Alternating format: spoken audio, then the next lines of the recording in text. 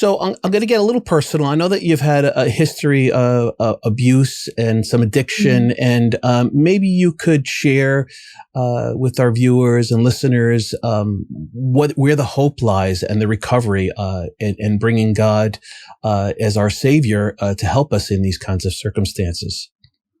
Yeah. Yeah, that's a deep question. Every single one of us, just by nature of living this side of heaven, all of us have received ruptures in love, just by original sin from Mm-hmm. our parents who did the best they could, but who just are not perfect. All of us have, trauma is the Greek word for wound. Every single one of us has places where love has been withheld or withdrawn, and places where our hearts ache, places where we have needs that have never been expressed, places where we have desires and loves, and all the places we try to seek, the fulfillment of those things outside of the order of love. So every single one of us has, these areas of wounds, areas of sorrow. And all of us also have a tremendous shame about that. And all of us want to pretend we don't. It's just so wonderful. So most of us spend most of our life trying to minimize that, or we make agreements with the lies in our life that we're nobody, that we're nothing, that nobody cares about us, that we're all alone. And so the glorious work of, is Pope Benedict XVI says in his book, Jesus of Nazareth, that he says, when understood at a sufficiently deep level, healing expresses the entire content of our redemption, of our salvation, because healing is not fixing. And it's not for those quote unquote people over there who are really broken. Healing is being brought into wholeness and communion with Christ.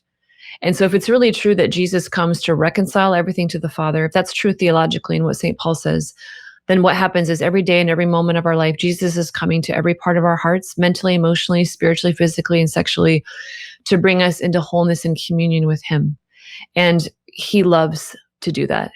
He loves to do that. And we suffer, I think, most deeply in the places where it isn't just suffering, but it's the places where we suffer and we feel like we're alone, and where we feel isolated, and where we feel like there's no hope here.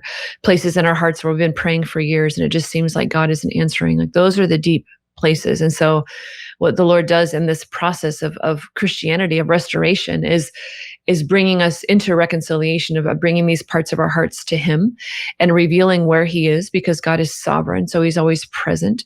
And so revealing where he is in those places of our hearts so he can bring us the truth. And he does that over and over and over again. And it's not magic. It's not Jesus trying to manage us like a project. It's all he wants to do is love us. He's so lovely. Like, I've never met anybody as gracious and as kind as Jesus. Amen. Like, he's so wonderful. And that's all he wants to do. And there's a wonderful quote by St. Julian of Norwich. And she says that when God sees our sin, he sees our pain. And we are in tremendous amount of pain. And out of our pain, out of our wounds and our obstinacy, we sin, like we grasp, we miss the mark.